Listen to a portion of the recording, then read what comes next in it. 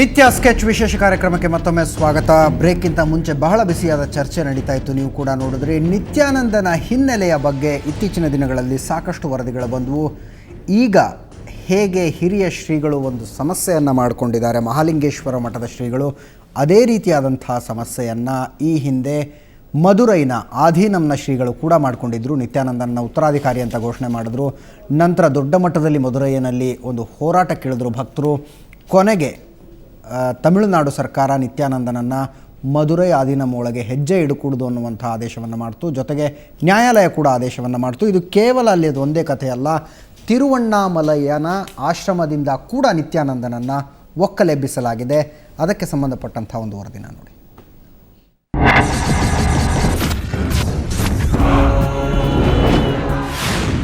ಇದು ಕಪಟಸ್ವಾಮಿ ನಿತ್ಯಾನಂದ ತಮಿಳುನಾಡಿನ ತಿರುವಣ್ಣಾಮಲೈನಲ್ಲಿ ಮಾಡಿಕೊಂಡಿರುವ ಅಡ್ಡ. ತಿರುವಣ್ಣಾಮಲೈನಲ್ಲಿರುವ ನಿತ್ಯಾನಂದ ಆಶ್ರಮ ಈಗಾಗಲೇ ಹಲವು ಬಾರಿ ವಿವಾದಗಳಿಂದಾಗಿ ತಮಿಳುನಾಡು ಸರ್ಕಾರದ ಕೆಂಗಣ್ಣಿಗೆ ಗುರಿಯಾಗಿದ್ದ ಈ ಆಶ್ರಮದಲ್ಲಿ ನಿತ್ಯಾನಂದ 21 ಅಡಿಗಳ ಬೃಹತ್ ಲಿಂಗವನ್ನು ನಿರ್ಮಿಸಿದ್ದಾನೆ. ಆತ್ಮಲಿಂಗ ಅಥವಾ ಜ್ಯೋತಿರ್ಲಿಂಗ ಅಂತ ಕರೆಯಲಾಗುವ ಈ ಬೃಹತ್ ಲಿಂಗದ ಸುತ್ತ 1 ಅಡಿ ಎತ್ತರದ 1008 ಚಿಕ್ಕ ಚಿಕ್ಕ ಲಿಂಗಗಳನ್ನು ಪ್ರತಿಷ್ಠಾಪಿಸಲಾಗಿದೆ. ಹಲವು ಗಿಡಮೂಲಿಕೆಗಳು, ಸಿದ್ಧ ಔಷಧಿ ಗುಣವುಳ್ಳ ವಸ್ತುಗಳನ್ನು ಬಳಸಿ ಮಾಡಲಾದ ಈ ಲಿಂಗಕ್ಕೆ ಭಕ್ತರ ರೋಗಗಳನ್ನು ವಾಸಿ ಮಾಡುವ ಗುಣವಿದೆ ಅಂತ ನಿತ್ಯಾನಂದ ಎಲ್ಲರನ್ನೂ ನಂಬಿಸಿ ಕಣ್ಣಿಗೆ ಮಣ್ಣೆರಚ್ತಾ ಇದ್ದಾನೆ. ಅಷ್ಟೇ ಅಲ್ಲ, ಇದಕ್ಕಾಗಿ ಲಕ್ಷಗಟ್ಟಲೆ ಚಂದ ವಸೂಲಿ ಮಾಡಿದ್ದಾನೆ.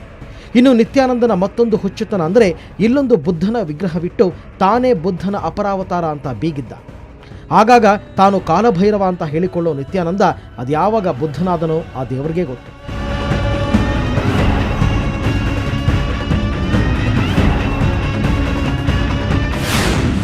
ನಿತ್ಯಾನಂದನ ಈ ಅವತಾರಗಳನ್ನೆಲ್ಲ ಕಂಡ ತಮಿಳುನಾಡು ದತ್ತಿ ಇಲಾಖೆ ಕಪಟಸ್ವಾಮಿಗೆ ಶಾಕ್ ಕೊಟ್ಟಿತ್ತು.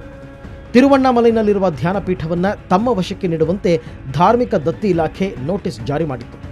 ಆದರೆ ಮದ್ರಾಸ್ ಹೈಕೋರ್ಟ್ನಿಂದ ಸ್ಟೇ ತರುವ ಮೂಲಕ ನಿತ್ಯಾನಂದ ಆಶ್ರಮವನ್ನು ಉಳಿಸಿಕೊಂಡಿದ್ದ.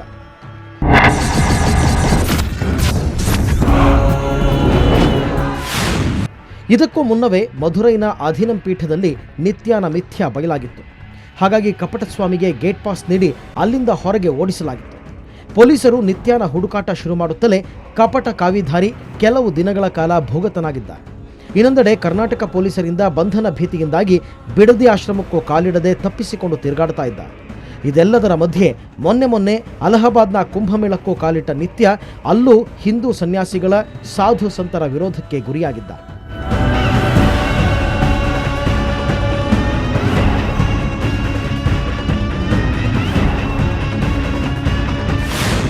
ಒಟ್ಟಾರೆ ಖಾವಿಧಾರಿ ನಿತ್ಯಾನಂದ ತೋರಿಕೆಗೆ ಸ್ವಾಮಿಯಾದರೂ ಜನರಿಗೆ ಪರಿಚಯವಾಗಿದ್ದು ಮಾತ್ರ ತನ್ನ ಕುಖ್ಯಾತಿ, ಕುಕೃತ್ಯಗಳಿಂದಲೇ. ಆಧ್ಯಾತ್ಮದ ಹೆಸರಿನಲ್ಲಿ ಭಕ್ತರ ಕಣ್ಣಿಗೆ ಮಣ್ಣೆರಚೋ ಇಂಥವರು ಸಮಾಜಕ್ಕೆ ಬೇಕಾ ಅನ್ನೋದು ಜನರ ಪ್ರಶ್ನೆ. ಬ್ಯೂರೋ ರಿಪೋರ್ಟ್, ಸುವರ್ಣ ನ್ಯೂಸ್.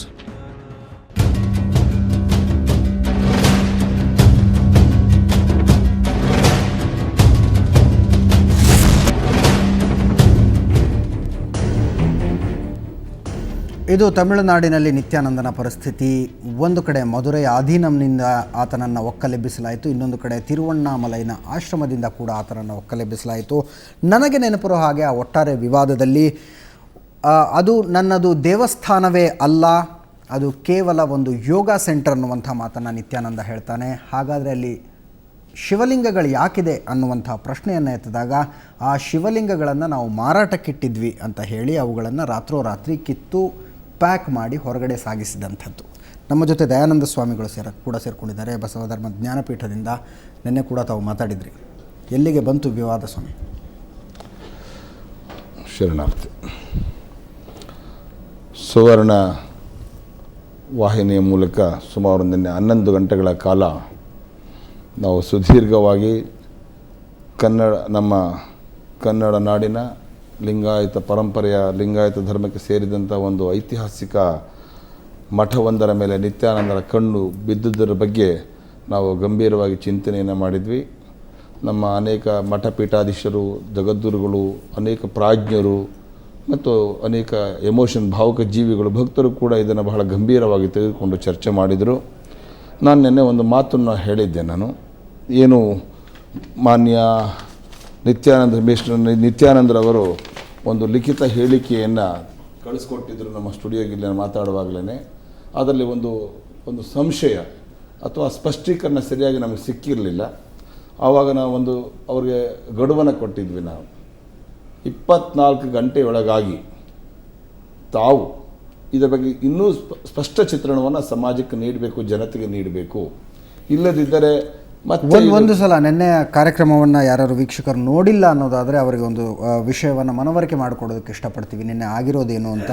ಮಹಾಲಿಂಗೇಶ್ವರ ಮಠ, ಬಾಗಲಕೋಟೆ ಜಿಲ್ಲೆ ಮಹಾಲಿಂಗಪುರದ ಮಹಾಲಿಂಗೇಶ್ವರ ಮಠ ವೀರಶೈವ ಪರಂಪರೆಯಲ್ಲಿ ಅತ್ಯಂತ ಪುರಾತನವಾದಂಥ ಮಠಗಳ ಪೈಕಿ ಒಂದು. ಆ ಮಠದ ಮಠಾಧೀಶರು ನನ್ನನ್ನು ಭೇಟಿಯಾಗಿ ನೀವು ನನ್ನ ಮಠಕ್ಕೆ ಉತ್ತರಾಧಿಕಾರಿಯಾಗಿ ಬರಬೇಕು ಅಂತ ಕೇಳಿಕೊಂಡಿದ್ದಾರೆ ಅಂತ ನಿತ್ಯಾನಂದ ಹೇಳಿರುವಂಥ ಆಡಿಯೋ ಮತ್ತು ವಿಡಿಯೋಗಳನ್ನು ಸುವರ್ಣ ನ್ಯೂಸ್ ಬ್ರೇಕ್ ಮಾಡಿತ್ತು. ಆ ನಂತರ ಒಂದು ದೊಡ್ಡ ಮಟ್ಟದಲ್ಲಿ ಹೋರಾಟ ಆರಂಭ ಆಯಿತು. ಆ ಹೋರಾಟಕ್ಕೆ ಉತ್ತರವಾಗಿ ನಿತ್ಯಾನಂದ ನಿನ್ನೆ ಒಂದು ಪ್ರೆಸ್ ನೋಟನ್ನು ಬಿಡುಗಡೆ ಮಾಡಿದ. ಅದರಲ್ಲಿ ಹೇಳಿರುವಂಥದ್ದು ಏನಂದರೆ, ಶ್ರೀಗಳು, ಮಹಾಲಿಂಗೇಶ್ವರ ಮಠದ ಶ್ರೀಗಳು ಸ್ವತಃ ನನ್ನ ಹತ್ರ ಬಂದು ನೀವು ನನ್ನ ಮಠವನ್ನು ನಿಮ್ಮ ವಶಕ್ಕೆ ಪಡೆಯಬೇಕು ಅಂತ ಮನವಿ ಮಾಡಿಕೊಂಡ್ರು ಅನ್ನುವಂಥ ಮಾತನ್ನು ನಿನ್ನೆ ದಯಾನಂದ ಸ್ವಾಮಿಗಳು ನಮ್ಮ ಸ್ಟುಡಿಯೋದಿಂದಾನೇ ನಿತ್ಯಾನಂದನಿಗೆ ಒಂದು ಗಡುವನ್ನು ವಿಧಿಸಿದರು. 24 ಗಂಟೆಗಳ ಒಳಗಾಗಿ ಮಹಾಲಿಂಗೇಶ್ವರ ಮಠದ ಶ್ರೀಗಳೇ ನಿನ್ನ ಹತ್ರ ಬಂದು ಮನವಿಯನ್ನು ಮಾಡಿಕೊಂಡ್ರು ಅನ್ನೋದಕ್ಕೆ ದಾಖಲೆಯನ್ನು ಕೊಡಬೇಕು 24 ಗಂಟೆಗಳ ಒಳಗಾಗಿ. ಒಂದು ವೇಳೆ 24 ಗಂಟೆಗಳ ಒಳಗಾಗಿ ಆ ದಾಖಲೆಗಳನ್ನು ಕೊಡದೇ ಇದ್ದರೆ ಹೋರಾಟ ಆರಂಭವಾಗುತ್ತೆ ಅನ್ನುವಂಥ ಮಾತನ್ನು ಹೇಳಿದರು. ಇನ್ನು ಕೇವಲ 3 ಗಂಟೆಗಳ ಸಮಯ ಮಾತ್ರ ಇದೆ 24 ಗಂಟೆ ಮುಗಿಯೋದಕ್ಕೆ. ಮುಂದುವರಿಸಿ ಸ್ವಾಮಿಗಳೇ. ಪ್ರೆಸ್ ರಿಲೀಸ್ ಅದೇ ವಿಷಯ. ಈ ಮಧ್ಯದಲ್ಲಿ ನಿನ್ನೇನು ಪ್ರೆಸ್ ರಿಲೀಸ್ ಮಾಡಿದ್ರು ಅದರ ಮೇಲೇ ನಾನು ಮತ್ತೆ ಒಂದು ಸ್ಪಷ್ಟೀಕರಣವನ್ನು ಕೇಳಿದ್ದಂಥದ್ದು ಏನು. ನಿನ್ನೆ ಮತ್ತೆ ಅವ್ರು ಹೇಳಿದ್ದಾರೆ, ನಮ್ಮ ಅಜಿತ್ ಅವರು ಇದರಲ್ಲಿ ಅವ್ರು ಹೇಳಿದ 3 ಅಂಶಗಳು ಪುನಃ ರಾಜ್ಯದ ಜನತೆ ಗಮನಿಸ್ಕೊಳ್ಬೇಕು. ಸ್ವತಃ Nithyananda Dhyanapeetha was approached by Mahalinga Swami who requested Paramahamsa Nithyananda to take the mutt under his fold. ಮಠವನ್ನು ತನ್ನ ತೆಕ್ಕೆಗೆ ತೆಗೆದುಕೊಳ್ಳಲಿಕ್ಕೆ ಅವರು ಆಹ್ವಾನ ಕೊಟ್ಟಿದ್ದಾರೆ. ಆದರೆ Paramahamsa Nithyananda clearly stated that the mutt he would not be taking the mutt under his fold. ನಾವು ತಗೊಳ್ಳಿಕ್ಕೆ ಸುತರಾಮ್ ತಯಾರಿಲ್ಲ, ನನಗೆ ಬೇಡ ಅಂತಕ್ಕಂಥ ಮಾತನ್ನು ಅವ್ರು ಹೇಳಿದ್ದಾರೆ. But can send one of his sannyasis to work with Mahalinga Swami to extend the socio spiritual service of Nithyananda Dhyanapeetham to the Swami's mutt ಅನ್ನೋ ಮಾತನ್ನು ಅವ್ರು ಹೇಳಿದ್ದಾರೆ. ಇವರ ಶಿಷ್ಯನ ಕಳಿಸ್ಕೊಡೋದು. 3ನೇ ಪ್ರಶ್ನೆ ಅದಕ್ಕಿಂತ ಮುಖ್ಯವಾಗಿರುವಂಥದ್ದು, Nithyananda Dhyanapeetha would again like to clarify that it has no intention of taking charge of the mutt that is legally under Nithyananda Dhyanapeetha sister spiritual organisation. ಈ ಒಂದು ವರ್ಡ್ ನಮ್ಮೆಲ್ಲರಿಗೂ ಕನ್ಫ್ಯೂಷನ್ ಕ್ರಿಯೇಟ್ ಮಾಡಿತ್ತು. ಅಂದರೆ ಅವರು ಮಠದ ಸುಪರ್ತಗಳು ತಯಾರಿಲ್ಲ ಅಂತ ಒಂದು ಕಡೆ ಲಿಖಿತವಾಗಿ ಹೇಳ್ತಾರೆ. ಅಲ್ಲಿ ಕ್ಲಿಪ್ಸಲ್ಲಿ ಹೇಳಿರೋಂಥದ್ರಲ್ಲಿ ಅವ್ರು ಹೇಳಿದ್ದಾರೆ ನನ್ನ ಸಕ್ಸೆಸರ್ ಅಂತೇಳಿ, ಆಗ ಹೋಗು ಟೇಕ್ ರೆಸ್ಪಾನ್ಸಿಬಿಲಿಟಿ ಅನ್ನೋ ಮಾತನ್ನು ಹೇಳೋದ್ರ ಮೂಲಕ ನಾನು ಸಕ್ಸೆಸರ್ ಆಗಲಿಕ್ಕೆ ತಯಾರಿಲ್ಲ ಅನ್ನೋ ಅಭಿಪ್ರಾಯವನ್ನು ತನ್ನ ಹೇಳಿಕೆಯಲ್ಲಿ ಏನು ತೋರಿಸಿಲ್ಲ. ಹಾಗಿದೆ ಹೋಗಿ ಅಂತ ಹೇಳಿಬಿಟ್ರು. ಎರಡನೇದಾಗಿ ಇಲ್ಲಿ ನಾವು ಗಾಬರಿ ಆಗುವಂಥ ವಿಚಾರ, ಇದು ನಿತ್ಯಾನಂದ ಧ್ಯಾನಪೀಠದ ಸಹೋದರ ಸಂಸ್ಥೆ, ಅದು ಲೀಗಲಿ ಅನ್ನೋ ಶಬ್ದವನ್ನು ಬಳಸ್ತಾ ಇದ್ದೀರಿ. ದಯವಿಟ್ಟು ನಿಮ್ಮ ಈ ಲೀಗಲಿ ಅನ್ನೋ ಶಬ್ದದ ಅರ್ಥ ನಮಗೆ ಸ್ಪಷ್ಟೀಕರಣ ಮಾಡಿಕೊಡಿ. ಏನಾದರೂ ನಿನ್ನೆ ರಾತ್ರಿ ನೀವು 24 ಗಂಟೆಗಳ ಗಡುವನ್ನು ವಿಧಿಸಿದ್ರಿ, ಇನ್ನೂವರೆಗೂ ಏನಾದ್ರು ಉತ್ತರ ಬಂದಿದೆಯಾ? ಲಿಖಿತವಾಗಿ ನನಗೆ ನೀವೇನು ಹೇಳಿದ್ರಿ, ಅವರು ಲಿಖಿತವಾಗಿ ಲೀಗಲಿ ಅಂದರೆ ಏನಾರು ಬರ್ಕೊಟ್ಟಿದ್ದಾರೆಯೇ, ಏನಾರು ಒಡಂಬಡಿಕೆಗಳಾಗಿದೆಯೇ, ಇದನ್ನು ನೀವು ಸಮಾಜದ ಮುಂದೆ ಇಡಬೇಕು ಅಂತಕ್ಕಂಥ ಒಂದು ಒತ್ತಡವನ್ನು 24 ಗಂಟೆ ಗಡುವನ್ನು ಕೊಟ್ಟಿದ್ವಿ. ಇದ್ರ ಜೊತೆಗೆ ನಮ್ಮ ಆತ್ಮೀಯರಾಗಿದ್ದಂಥ ನಮ್ಮ ಕೊಳದ ಮಠದ ಶ್ರೀಗಳಿಗೂ ಕೂಡ ಮಾತಾಡುವಾಗ ಅವ್ರಿಗೂ ನಾವು ಹೇಳಿದ್ವಿ, ನೀವು ಆದಷ್ಟು ಬೇಗ ನಿಮ್ಗೆ ಬಹಳ ಹತ್ತಿರ ಅಂತ ಹೇಳ್ತೀರಿ, ಅವ್ರ ಜೊತೆ ಮಾತಾಡಿ ಈ ಬಗ್ಗೆ ಒಂದು ಕ್ಲಾರಿಫೈ ತಗೊಳ್ಳಿ ಅಂತ ತಿಳ್ಕೊಂಡು ಹೇಳಿ. ಅವರು 2 ಗಂಟೆ ಆಯಿತು, 4 ಗಂಟೆ ಆಯಿತು, ಅವ್ರಿಗೆ ಯಾವ ಉತ್ತರ ಬರಲಿಲ್ಲಂತೆ. ಪುನಃ ಇವತ್ತು ಏನು ಬರಲಿಲ್ಲ, ಬೆಳಗ್ಗೆವರೆಗೂ ಏನು ಬರಲಿಲ್ಲ. ಆಕಸ್ಮಿಕವಾಗಿ ಕಸ್ತೂರಿ ಟಿ ವಿನಲ್ಲಿ ಇವತ್ತು ನನ್ನನ್ನು ಕೂಡ ಕರೆದ್ರು. ಅವರು ಕೂಡ ಅಲ್ಲಿಗೆ ಫೋನಲ್ಲಿ ಮಾತಾಡುವಾಗ ನಾನು ಅವ್ರು ಕೇಳಿದೆ, ಏನಾಯಿತು ಶ್ರೀಗಳೇ, ತಾವು 2 ಗಂಟೆ ಅಂತ ಕೇಳಿದ್ರೆ ಆಗಲೂ 10-12 ಗಂಟೆ ಆಯಿತು, ಏನು ರಿಪ್ಲೈ ಬರಲಿಲ್ವ ಅಂತ. ಇಲ್ಲ, ದೂರವಾಣಿಗೆ ಏನು ಮಾಡಿದ್ರು ಅವ್ರು ಸಿಗ್ತಾನೆ ಇಲ್ಲ ಅಂದರು. ಆವಾಗ ಹೇಳಿದೆ ನಾನು, ಒಂದು ಕೆಲಸ ಮಾಡಿ, ಅವ್ರು ಎಂದು ಸಿಗೋಲ್ಲ ಅಂತ ಗ್ಯಾರಂಟಿ ಆಯಿತು, ದೂರವಾಣಿಗೆ ಸಿಗೋಲ್ಲ ಅನ್ನೋ ಚಿಂತೆ ಇಲ್ಲ, ನಾನು ನೀವು ಹೋಗ್ಲಿಕ್ಕೆ ಸಂಕೋಚ ಆದರೆ ನಾನು ನಿಮ್ಮ ಜೊತೆಗೆ ಬರ್ತೀನಿ, ನಡೀರಿ ಹೋಗೋಣ. ಹೋಗಿಬಿಟ್ಟು ಅವ್ರ ಮಠದ ಹತ್ರನೇ ಹೋಗೋಣ. ನೋಡಪ್ಪ, ನಮಗೆ ಡೌಟ್ ಬಂದಿದೆ, ನಿನ್ನ ಹೇಳಿಕೆಯಿಂದ ಇಡೀ ಕರ್ನಾಟಕ ಹತ್ಕೊಂಡು ಉರಿತಾ ಇದೆ. ಲಿಂಗಾಯತ ಸಮಾಜದಲ್ಲಿ ಇವತ್ತು ಒಂದು ರೀತಿ ಸ್ಫೋಟಕ ವಾತಾವರಣ ನಿರ್ಮಾಣ ಆಗಿದೆ. ಉತ್ತರ ಕರ್ನಾಟಕದ ಪರಿಸ್ಥಿತಿ ಭೀಕರವಾಗಿದೆ. ಅಲ್ಲಿ ಮಠದಲ್ಲಂತೂ ಹೇಳೋಕ್ಕಾಗ್ತಾ ಇಲ್ಲ, ಎಲ್ಲ ಮಠಗಳಲ್ಲಿ ಪೊಲೀಸ್ ಸುತ್ತುವರೆದಿದೆ, ಭಕ್ತರು ಸುತ್ತುವರೆದಿದ್ದಾರೆ. ನನಗೆ ವಾಂಟ್ ಕ್ಲಾರಿಫಿಕೇಶನ್ ಅಂತಕ್ಕಂಥದ್ದನ್ನು ಕೇಳಲಿಕ್ಕೆ ನಾನು ಬರ್ತೀನಿ, ನೀವು ರೆಡಿ ಇದ್ದೀರಾ ಅಂದರೆ ಸ್ವಾಮಿಗಳಾಗಲಿ ಹೋಗೋಣ ಅಂದರು. ಅದಾದ 4 ಗಂಟೆಗೆ ನಾವು ಹೊರಡೋದು ಸಿದ್ಧತೆ ಆಗಿತ್ತು, ಘೋಷಣೆ ಮಾಡಿದ್ವಿ ನಾವು. ಅದಾಗ್ತಿದ್ದಂಗೆ 2-3 ಗಂಟೆ ಒಳಗೆ ಈಗ ಹೊರಡುವಾಗ 4 ಗಂಟೆ ಸುಮಾರಿಗೆ ಇದ್ದಕ್ಕಿದ್ದಂಗೆ ಒಂದು ಫೋನ್ ಬಂತು ನನಗೀಗ. ಅವರು ಯಾರು ಅಂತ ಕೇಳಿದ್ರೆ ನಾನು ಶಾಂತ ಅಂತ ತಿಳ್ಕೊಂಡು ಹೇಳಿದ್ರು, ಶಾಂತಿ ಅಂತ ಅವ್ರ ಹೆಸರೇನು, ಶಾಂತಿ ಭಯ್ಯ. ಶಾಂತಿಮಯ್ಯ. ಶಾಂತಿ ಭಯ್ಯ. ಶಾಂತಿಮಯ್ಯ ಬೇರೆ ಯಾರೂ ಅಲ್ಲ, ಇವರ ಮಗನೇ. ಇವರ ಮಗನ ಸ್ಪಿರಿಚುವಲ್ ಹೆಸರು ಶಾಂತಿಮಯ್ಯ. ಸಂತೋಷನ ಆಧ್ಯಾತ್ಮಿಕ ಹೆಸರೇ ಶಾಂತಿಮಯ್ಯ. ಇವರ ಮಗ Shanti Bhayya. I am the disciple of Swami Nithyananda. ಏನು ಬೇಕಾಗಿತ್ತು, ತಾವು ಬರ್ತಾ ಇದ್ದೀರಿ ಅಂತೆ ಕೇಳಿದೆ ನಾನು. ತಾವು ನಿತ್ಯಾನಂದ ಮಠಕ್ಕೆ ಬರ್ತಾ ಇದ್ದೀರಂತೆ, ಯಾವ ಉದ್ದೇಶಕ್ಕಾಗಿ ಬರ್ತಾ ಇದ್ದೀರಿ ಅಂದರು. ನೋಡಿ, ನಮಗೆ ಸ್ವಲ್ಪ ಕನ್ಫ್ಯೂಷನ್ ಆಗಿದೆ, ಅದಕ್ಕೋಸ್ಕರ ಕ್ಲಾರಿಫಿಕೇಶನ್ ಮಾಡ್ಲಿಕ್ಕೆ ಬರ್ತಾ ಇದ್ದೀನಿ. ಯಾಕಂದರೆ ನಾನು ಬೇರೆಯವ್ರ ಜೊತೆ ಮಾತಾಡೋ ಪ್ರಶ್ನೆ ಇದೆಲ್ಲ, ನಿಮ್ಮ ಸ್ವಾಮಿಗಳ ಜೊತೆ ನೇರವಾಗಿ ಮಾತಾಡಬೇಕು ಅಂತ. ಇಲ್ಲ ಆಲ್ರೆಡಿ ನಮ್ಮ ಮಠದ ವತಿಯಿಂದ ಒಂದು ಸ್ಪಷ್ಟೀಕರಣ ಪತ್ರಿಕಾ ನೋಟನ್ನು, ಪ್ರೆಸ್ ನೋಟನ್ನು ಈಗಾಗಲೇ ರಿಲೀಸ್ ಮಾಡಿಬಿಟ್ಟಿದ್ದೇವೆ. ಹಾಗಾಗಿ ನಾವು ಬರಬೇಕಾದಂತಹ ನೀವು ಬರಬೇಕಾದಂತಹ ಅವಶ್ಯಕತೆ ಕಾಣ್ತಾ ಇಲ್ಲ, ಮತ್ತು ನಾವು ಕೊಡಬೇಕಾದಂಥ ಹೇಳಿಕೆ ಮತ್ತೇನು ಉಳಿದಿಲ್ಲ ಅನ್ನೋ ಮಾತನ್ನು ಅವ್ರು ಹೇಳಿದರು. ನಾನು ಅವ್ರಿಗೆ ಸ್ಪಷ್ಟವಾಗಿ ಹೇಳಿದೆ, ನೋಡಿ ಶಾಂತಿ ಭಯ್ಯ, ನೀವು ಹೇಳಿಕೆ ಕೊಟ್ಟಿರ್ಬೋದು, ನಿತ್ಯಾನಂದರ ಪ್ರಶ್ನೆ ಇಲ್ಲಿ ಇನ್ವಾಲ್ವ್ ಆಗಿರೋದು. ಕ್ಲಿಪ್ಸಲ್ಲಿ ಬಂದಿರೋದು ನಿತ್ಯಾನಂದರ ಹೇಳಿಕೆ, ಟೇಕ್ ದ ರೆಸ್ಪಾನ್ಸಿಬಿಲಿಟಿ ಅಂತ ಅವ್ರು ಹೇಳಿದ್ದಾರೆ. ಸೊ ಹಾಗಾದರೆ ನಮ್ಮ ಸ್ವಾಮಿಗಳು ಇವತ್ತು ಲಿಂಗಾಯತ ಸ್ವಾಮಿಗಳ ಅಪರಾಧಿಗಳು ಅಥವಾ ನಿತ್ಯಾನಂದರ ಅಪರಾಧಿಗಳು ಅಂತಕ್ಕಂಥದ್ದು ಪ್ರೂವ್ ಮಾಡಬೇಕಾದ್ರೆ ಕೇವಲ ದೂರದಲ್ಲಿ ಅವ್ರು ಅಲ್ಲೇ ಇವರು ಕೂತ್ಕೊಂಡು ಪೇಪರ್ ಹೇಳಿಕೆ ಕೊಟ್ಟಂದ್ರೆ ಬಚಾವ್ ಆಗೋದು ಸಾಧ್ಯವಿಲ್ಲ. ಅದನ್ನು I want to clarified media ಮೂಲಕ ಸಮಾಜಕ್ಕೆ ಗೊತ್ತು ಮಾಡಲೇಬೇಕಾಗಿದೆ. ನಾನು ಬರ್ತಾ ಇದ್ದೀನಿ ಅಂತ ಹೇಳಿದೆ. ಇಲ್ಲ, ಅವರು ಸ್ವಾಮಿಗಳು ಸಿಗೋಕ್ಕೆ ಸಾಧ್ಯವಾಗ್ತಾ ಇಲ್ಲ, ತುಂಬ ಕಷ್ಟ ಇದೆ, ಇವತ್ತು ಭೇಟಿ ಆಗೋದಿಲ್ಲ ನಿತ್ಯಾನಂದರು ಅಂದರು. ಯಾಕೆ? ಇಲ್ಲ, ಫಾರಿನರ್ಸ್ ತುಂಬ ಜನ ಬಂದಿದ್ದಾರೆ, ಹಾಗಾಗಿ ಟೈಮ್ ಕೊಡೋಕ್ಕಾಗೋದಿಲ್ಲ ಅಂತ ನಮ್ಗೆ ಅನಿಸ್ತಾ ಇದೆ. ಅದು ನಾನು ಒಂದು ಮಾತು ಅವ್ರಿಗೆ ಎಚ್ಚರಿಕೆ ಕೊಟ್ಟೆ. ಅಲ್ಲರಿ, ನೀವು ಫಾರಿನ್ ಕಥೆಯಲ್ಲಿ ಬಿಡಿ, ನೀವು ಕರ್ನಾಟಕದಲ್ಲಿ ಇವತ್ತು ಶಾಂತಿ ಭಂಗವಾಗಿದೆ. ಪೀಸ್ ಆ್ಯಂಡ್ ಹಾರ್ಮೋನಿಯನ್ನು ಕಾಪಾಡಬೇಕಾಗಿದ್ದು ಪ್ರತಿಯೊಬ್ಬ ಧರ್ಮಗುರುವಿನ ಕರ್ತವ್ಯ. ಇಲ್ಲಿ ಇವತ್ತು ಇಡೀ ಕರ್ನಾಟಕ ಹತ್ಕೊಂಡು ಉರಿತಾ ಇದೆ. ನಿಮ್ಮ ಸ್ವಾಮಿಗಳಿಗೆ ಏನು ರೀ ಫಾರಿನ್ ಚಿಂತೆ ನಿಮಗೆ? ನಾನು ಬರ್ತಾ ಇದ್ದೀನಿ, ಬರ್ಲಿಕ್ಕೆ ಸಿದ್ಧವಾಗಿದ್ದರೆ ಹೇಳಿ, ಬಂದಾಗ ನೀವು ಭೇಟಿ ಆಗೋದು ಬಿಡೋದು ನಿಮ್ಮ ಇಚ್ಛೆ, ನಾನಂತೂ ಬರೋದು ಗ್ಯಾರಂಟಿ. ಉತ್ತರ ಕೊಡಲಿ ಅಂದರೆ ಮುಂದಿನ ಆನ್ಸರ್ನ ತೊಗೊಳ್ತೀನಿ ಅಂತ ಹೇಳಿದೆ. ಅಷ್ಟೊತ್ತಿಗೆ ಅವರು ಹ್ಞೂ ಅನ್ನೋಕ್ಕೆ ಶುರು ಮಾಡಿದರು. ಅದೇ ಕಾಲಕ್ಕೆ ಮತ್ತೆ ಅಲ್ಲಿಯ ಪೊಲೀಸ್ ಅಧಿಕಾರಿಗಳು ಮತ್ತು ಬೇರೆ ಬೇರೆಯವರಿಂದ ಕೂಡ ವರದಿ ಬಂತು. ಅಲ್ಲಿ ನಾಳೆ ಚುನಾವಣೆ ಹಿನ್ನೆಲೆಯಲ್ಲಿ ಸ್ವಲ್ಪ ಲಾ ಆ್ಯಂಡ್ ಆರ್ಡರ್ ಪ್ರಾಬ್ಲಮ್ ಇರೋದ್ರಿಂದ ಈಗ ನಾನು ಹೋದಾಗ ಮತ್ತೆ ಅವ್ರು ಬರಲಿಲ್ಲ. ಅಲ್ಲಿ ಯಾರು ನಾನು ಹೋದ್ಕೊಳ್ಳಿ ಎಲ್ಲ ಭಕ್ತರುಗಳ ಸಿಕ್ಕಾಬಿಟ್ಟು ತಯಾರಾಗಿದ್ದಾರೆ ಜನ. ಮತ್ತೆ ಸುತ್ತುವರೆದು ಇಲ್ಲದ ಗೊಂದಲಕ್ಕೆ ಕಾರಣ ಆಗಬಾರ್ದು ಮತ್ತು ಮತ್ತೆ ಅದರ ಬಗ್ಗೆ ಚಿಂತನೆ ಮಾಡೋಣ ಅನ್ನೋ ಅಭಿಪ್ರಾಯ ಕೊಟ್ಟದಕ್ಕೋಸ್ಕರ ಈಗ ಆರಾಧ್ಯವರೇ, ಸ್ವಾಮಿಗಳು ನಾವಾಗಲೇ ಬರ್ತೀವಿ ನಿಮ್ಮ ಮಠಕ್ಕೆ ಕ್ಲಾರಿಫಿಕೇಶನ್ ತಗೊಳ್ಳೋಕ್ಕೆ ಅಂತ ಹೇಳಿದಂಥ ಸಂದರ್ಭದಲ್ಲಿ ನಮಗೆ ಫಾರಿನ್ ಭಕ್ತರು ಇದ್ದಾರೆ ಭೇಟಿ ಮಾಡೋದಕ್ಕೆ, ನಿಮಗೆ ಸಮಯ ಕೊಡೋದಕ್ಕೆ ಆಗೋದಿಲ್ಲ ಅನ್ನುವಂಥ ಉತ್ತರ ಬಂತಂತೆ.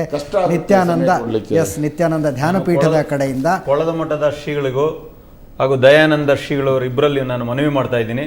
ದಯಮಾಡಿ ನೀವು ನಿತ್ಯಾನಂದನ ಆಶ್ರಮಕ್ಕೆ ಹೋಗೋ ಅವಶ್ಯಕತೆ ಇಲ್ಲ. ನಾವು ಯಾಕೆ ಹೋಗಬೇಕು? ನಮ್ಮ ಅರ್ಜೆನ್ಸಿ ಏನಿದೆ? ನಾವು ಇಲ್ಲಿ ಇವರು ಸ್ವಾಮೀಜಿಗಳು ಇಬ್ಬರು ಹೋದ್ರು ಅಂದ್ಕೊಳ್ಳಿ, ಹೋದ್ರೆ ಏನು ಮಾಡ್ತಾರೆ ಅವರು? ನೆಕ್ಸ್ಟ್ ಏನೋ ಮಾತಾಡಿದ್ಮೇಲೆ ಹೇಳ್ತಾರೆ, ಆಚೆ ಬಂದಮೇಲೆ ಇವು ವೀರಶೈವ ಸಮಾಜದ ಇಬ್ಬರು ಸ್ವಾಮೀಜಿಗಳು ಬಂದಿದ್ರು, ದುಡ್ಡು ಕೇಳಿದ್ರು, ನಮಗೆ ಕೊಡೋಕ್ಕಾಗಲ್ಲ, ನಾವು ಇವರು ದುಡ್ಡು ಕೇಳಕ್ಕೆ ಬಂದಿದ್ರು ಅಂತ ನಾಳೆ ಅಪವಾದ ಮಾಡ್ತಾರೆ. ನಾವ್ಯಾಕೆ ಹೋಗ್ಬೇಕು? ಟ್ರಾನ್ಸ್ಪರೆನ್ಸಿ ಇರಲಿ, ಅವ್ರನ್ನ ಕರೀರಿ. ನಾನು ನೆನ್ನೆ ಹೇಳಿದ್ದೀನಿ, ನಾನು ಇದೇ ಮೀಡಿಯಾ ಮುಖಾಂತರನೇ, ಏನು ಮಹಾಲಿಂಗಪುರದ ಶ್ರೀಗಳನ್ನು, ರಾಜೇಂದ್ರ ಮಹಾಶಿವಯೋಗಿಗಳನ್ನು ಕರ್ಸೋಣ, ನಿತ್ಯಾನಂದ ಅವರು ಬರಲಿ, ಜಂಟಿ ಕೂತ್ಕೊಳ್ಳೋಣ, ಒಟ್ಟಿಗೆ ಕೂತ್ಕೊಂಡು ಇದೇ ಸ್ಟುಡಿಯೋದಲ್ಲಿ ಹೇಳಿ ಇಬ್ರು ಜನಗಳಿಗೆ ಗೊತ್ತಾಗಲಿ. ಇಲ್ಲಿ ಹೈಡ್ ಆ್ಯಂಡ್ ಸೀಕ್ರೆಟ್ ಏನು ಇರೋದು ಬೇಡ. ಏನು ಸ್ವಾಮೀಜಿ, ತಾವೇ ಮಾಡಿ, ನಾನು ಈ ಮೂಲಕ ತಮ್ಮಲ್ಲಿ ಮನವಿ ಮಾಡ್ಕೊಳ್ತಾ ಇದ್ದೀನಿ. ನಮ್ಮ ಕೊಳದ ಶ್ರೀಗಳಿಗೂ ಅಷ್ಟೇ ಯಾವುದೇ ಟೆಲಿಫೋನ್ ಮಾಡೋ ಅವಶ್ಯಕತೆಯೂ ಇಲ್ಲ. ನೀವು ಮಠಕ್ಕೆ ನಿತ್ಯಾನಂದನ ಆಶ್ರಮಕ್ಕೆ ಭೇಟಿ ಮಾಡೋ ಅವಶ್ಯಕತೆಯೂ ಇಲ್ಲ. ಯಾಕೆಂದರೆ ಜನಗಳಲ್ಲಿ ಏನಾಗುತ್ತೆ, ಅಪವಾಸ್ಯಕ್ಕೆ ಈಡಾಡ್ತೀವಿ. ದೊಡ್ಡ ಸಮಾಜ ನಮ್ಮದು. ನೀವಿಬ್ಬರೇ ಹೋಗಿ ಇಡೀ ಸಮಾಜದ ಪರವಾಗಿ ನಿಮ್ಗೆ ಯಾರು ಅಧಿಕಾರ ಕೊಟ್ಟವರು ಅಂತ ನಾಳೆ ಕೇಳ್ತಾರೆ. ನಾಳೆ ನೀವೇನೋ ಮಾಡ್ಕೊಂಬತ್ತೀರಾ, ಅದು ನಮ್ಮ ಸಮಾಜಕ್ಕೆ ಇಷ್ಟ ಆಗಲ್ಲ, ಇಲ್ಲ ನಮ್ಮ ಮಠಕ್ಕೆ ವಿರುದ್ಧವಾಗಿರ್ತದೆ, ಭಕ್ತ ಸಮೂಹಕ್ಕೆ ವಿರುದ್ಧವಾಗಿರ್ತದೆ. ಲಕ್ಷಾಂತರ ಜನ ಸಮೂಹ ಇದೆ, ಇಡೀ ದೊಡ್ಡ ಸಮಾಜ, ಸಿದ್ಧಗಂಗಾ ಶ್ರೀಗಳಿದ್ದಾರೆ, ಸುತ್ತೂರು ಶ್ರೀಗಳಿದ್ದಾರೆ, ಅವರೆಲ್ಲ ಸಮ್ಮುಖದಲ್ಲಿ ನಡೀಲಿ.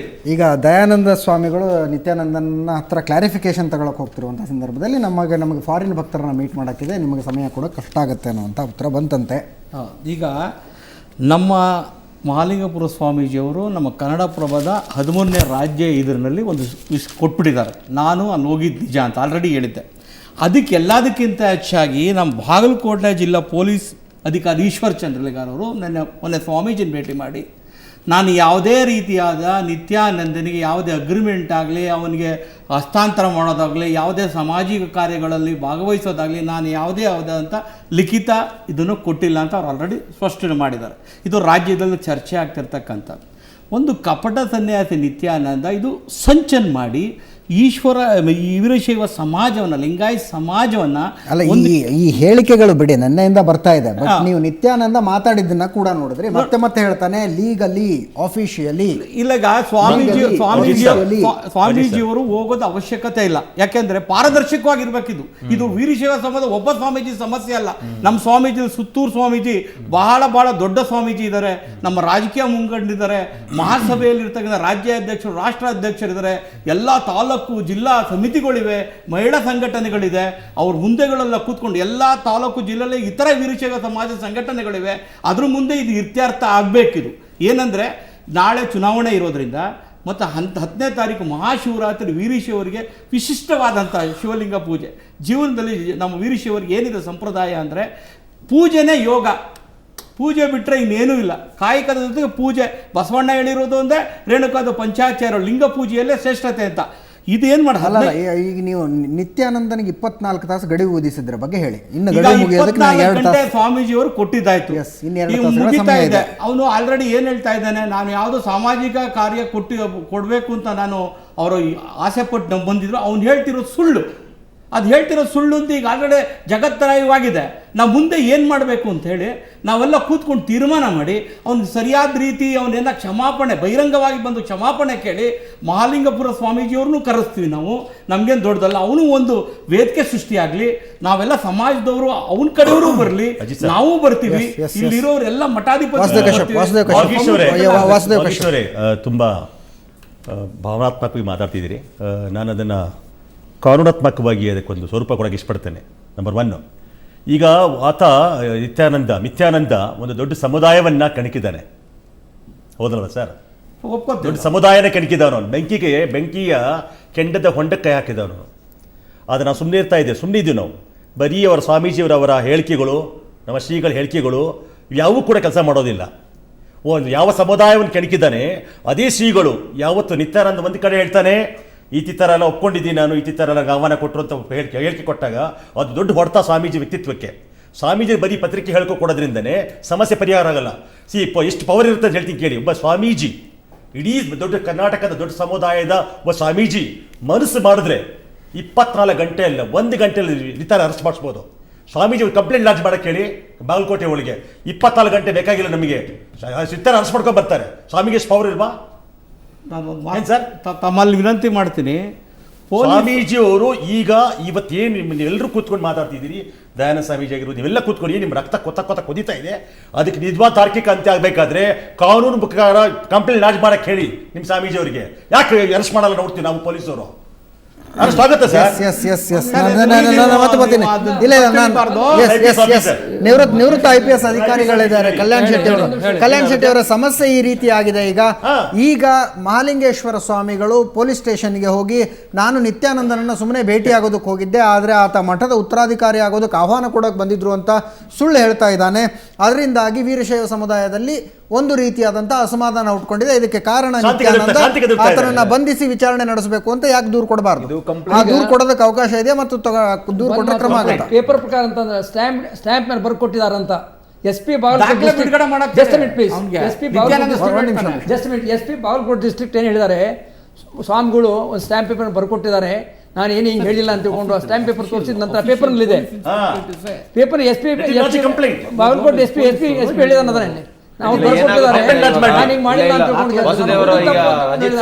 ಈಗ ಕಂಪ್ಲೇಂಟ್ ಲಾಡ್ಜ್ ಮಾಡಿದ್ರೆ ಏನಾಗುತ್ತೆ? ಕೋರ್ಟ್ಗೆ ಹೋಗುತ್ತೆ ಅದು. ಸರ್ ಈಗ ಇಲ್ಲ SP ಅವರು ಹೇಳಿರೋದು ಬಹಳ ಕ್ಲಿಯರ್ ಆಗಿದೆ. ಬಾಂಡ್ ಪೇಪರ್ ಮೇಲೆ ಶ್ರೀಗಳು ಬರೆದು ಕೊಟ್ಟಿರೋದು ನಾನು ಯಾವುದೇ ರೀತಿಯಾದಂತ ಒಪ್ಪಂದವನ್ನ ನಿತ್ಯಾನಂದನ ಜೊತೆ ಮಾಡಿಕೊಂಡಿಲ್ಲ ಅಂತ ಬರ್ಕೊಟ್ಟಿದ್ದಾರೆ. ಇಲ್ಲಿ ದಯವಿಟ್ಟು ಕನ್ಫ್ಯೂಷನ್ಗಳಿರೋದು ಬೇಡ. ಇವತ್ತಿನ ಕನ್ನಡಪ್ರಭದ 13ನೇ ಪುಟದಲ್ಲಿ ಪ್ರಕಟವಾಗಿರುವಂತಹ ವರದಿಯನ್ನು ನಾನು ಹೇಳ್ತಾ ಇದ್ದೀನಿ. ಮಹಾಲಿಂಗೇಶ್ವರ ಮಠವನ್ನ ಬಿಡದಿಯ ನಿತ್ಯಾನಂದನಿಗೆ ಪರಭಾರೆ ಮಾಡಿಲ್ಲ, ಸ್ವಾಮಿಗಳು ಮಠದ ಆಸ್ತಿಯನ್ನು ಮಾರಿಲ್ಲ, ಯಾರಿಗೂ ಬಿಟ್ಟು ಕೊಟ್ಟಿಲ್ಲ, ಇದು ತುರ್ತಾಗಿ ಕ್ರಮ ಕೈಗೊಳ್ಳುವಂಥದ್ದಲ್ಲ. ಈ ಬಗ್ಗೆ ಸ್ವಾಮೀಜಿಗಳು ಬಾಂಡ್ ಪೇಪರ್ನಲ್ಲಿ ಬರೆದು ಕೊಟ್ಟಿದ್ದಾರೆ. SP ಗಳಿಗೆ ಬಾಂಡ್ ಪೇಪರ್ ಮೇಲೆ ಬರೆದು ಕೊಟ್ಟಿದ್ದಾರೆ, ನಾನು ನಿತ್ಯಾನಂದನಿಗೆ ಏನನ್ನೂ ಬರೆದು ಕೊಟ್ಟಿಲ್ಲ ಅಂತ. then let him charge. That means Swamiji. Yes ನಿನ್ನೆ ಕೂಡ ಎದ್ದಂತ ಕಾನೂನಾತ್ಮಕ ಪ್ರಶ್ನೆ ಇದು. ಎಸ್ ನಾನು ಅದೇ ಹೇಳ್ತಾ ಇರೋದು. ಒಂದು ನಿಮಿಷ ನೋಡಿ. ಸ್ವಾಮೀಜಿಗಳೇ ಬರ್ತೀನಿ ನಾನು, ದಯವಿಟ್ಟು ಬರ್ತೀನಿ. ಒಂದು ಬ್ರೇಕ್ನ ಸಮಯ ಆಗಿದೆ. ನಿಜಕ್ಕೂ ಈ ಸಂದರ್ಭದಲ್ಲಿ ಮಹಾಲಿಂಗೇಶ್ವರ ಮಠದ ಸ್ವಾಮಿಗಳು ಯಾಕೆ ಪೊಲೀಸ್ ಠಾಣೆಗೆ ಹೋಗಿ ನಿತ್ಯಾನಂದನ ವಿರುದ್ಧ ಒಂದು ಕಂಪ್ಲೇಂಟ್ ಕೊಡಬಾರದು? ಒಂದು ಸುಳ್ಳನ್ನು ಹೇಳುವ ಮೂಲಕ ನಿತ್ಯಾನಂದ ಕರ್ನಾಟಕದ 3 ಕೋಟಿ ವೀರಶೈವರ ಭಾವನೆಗಳಿಗೆ ಧಕ್ಕೆಯನ್ನುಂಟು ಮಾಡಿದ್ದಾನೆ, ಇಷ್ಟು ದೊಡ್ಡ ಸಮುದಾಯದಲ್ಲಿ ಅಶಾಂತಿಗೆ ಕಾರಣನಾಗಿದ್ದಾನೆ ಅನ್ನುವಂಥ ದೂರನ್ನು ಯಾಕೆ ಕೊಡಬಾರದು, ಯಾಕೆ ಕೊಡ್ತಿಲ್ಲ? ಈ ಒಂದು ಪ್ರಶ್ನೆಗೆ ಉತ್ತರವನ್ನು ವೀರಶೈವ ಮಹಾಸಭಾದ ಗೆಳೆಯರಿಂದ ತಗೊಳ್ಳೋದಕ್ಕೆ ನಾನು ಬಯಸ್ತೀನಿ. ಅದಕ್ಕಿಂತ ಮುಂಚೆ ಒಂದು ಸಣ್ಣ ಬ್ರೇಕ್.